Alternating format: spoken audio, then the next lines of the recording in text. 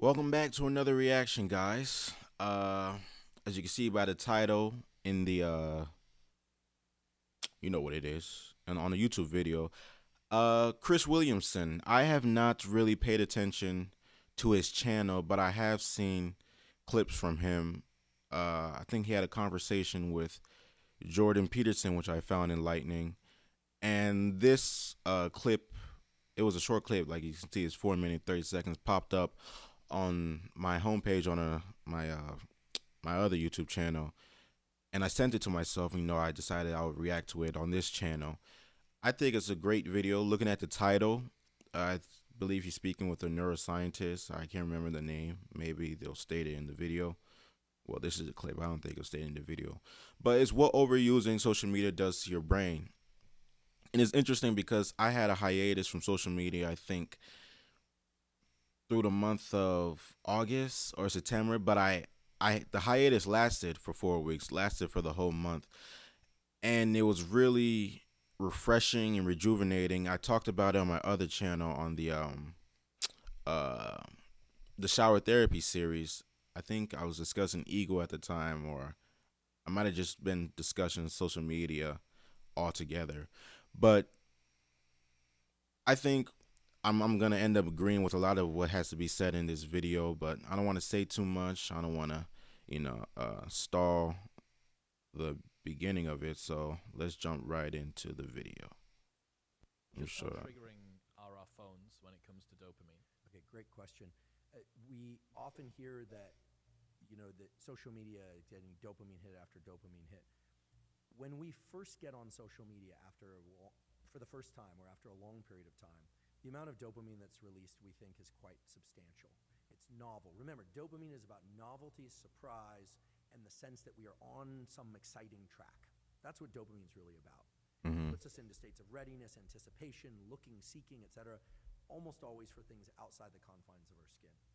Just to contrast it, maybe for a bit more of a future discussion, serotonin does the opposite. When there's a lot of serotonin in our brain and body, typically it makes us feel satisfied. I get confused between the two, between dopamine and serotonin, a lot. So this is my fault. I shouldn't have paused it then. Let me run it back.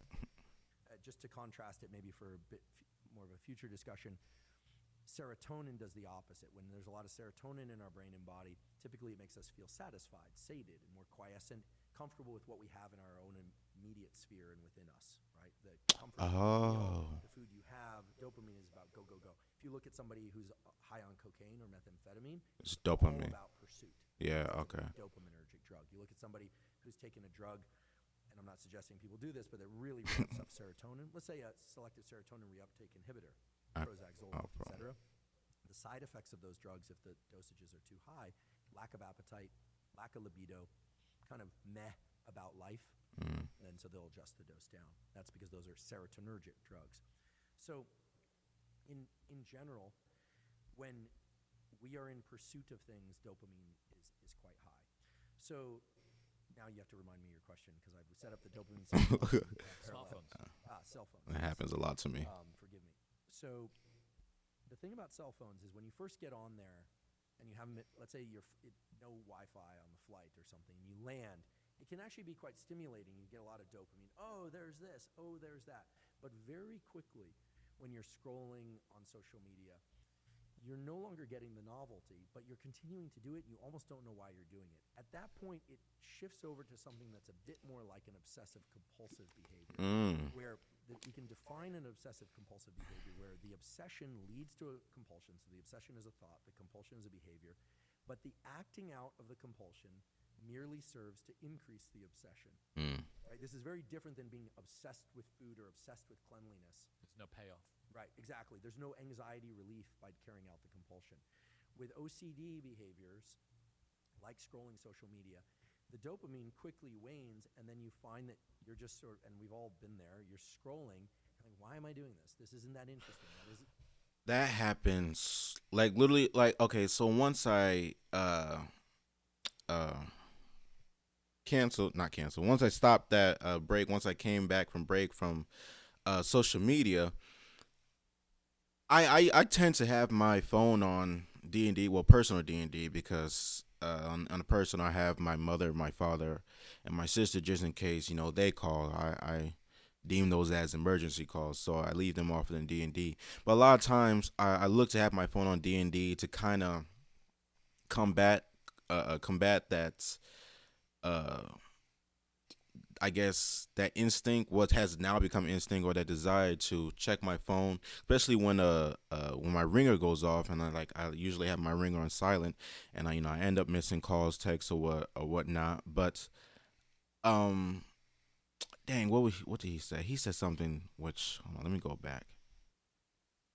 He said, The obsession, right? This is very different than being obsessed with food or obsessed with cleanliness. There's no payoff. Right, exactly. There's no anxiety relief by carrying out the compulsion.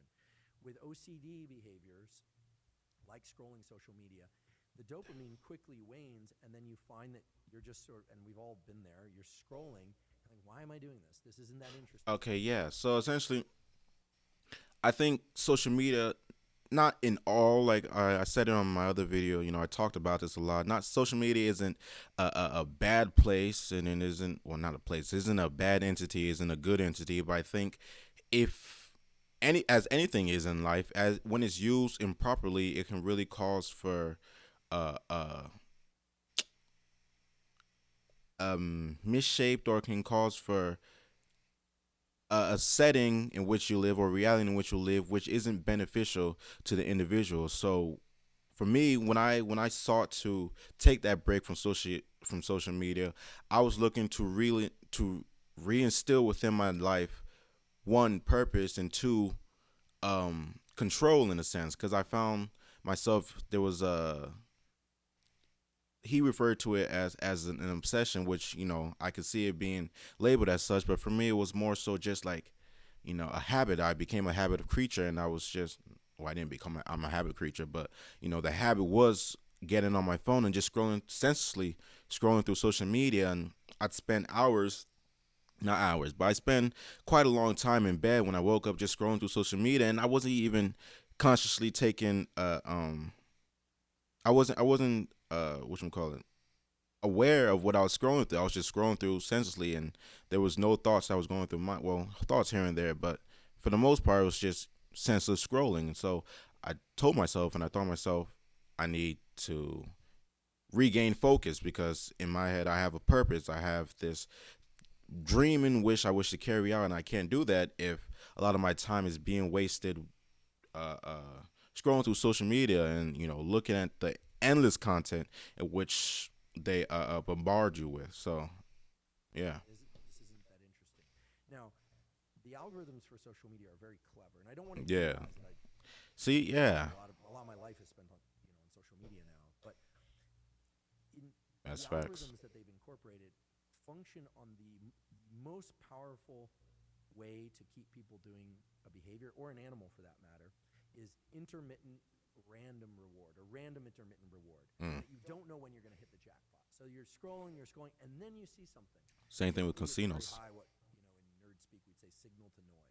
So if you're reading some interesting things, this came out in the news, this came out, and then it's all of a sudden a riot, or a person that is base jumping off a building, or for people that are scrolling, looking at bodies or something like that, live bodies. Hopefully people aren't looking. Yeah. Okay. But look, if Yeah. something's very tragic, then that has this gravitational pull, and then what happens is you start getting the system working for that next dopamine hit that you don't know when it's going to come. It's just like gambling.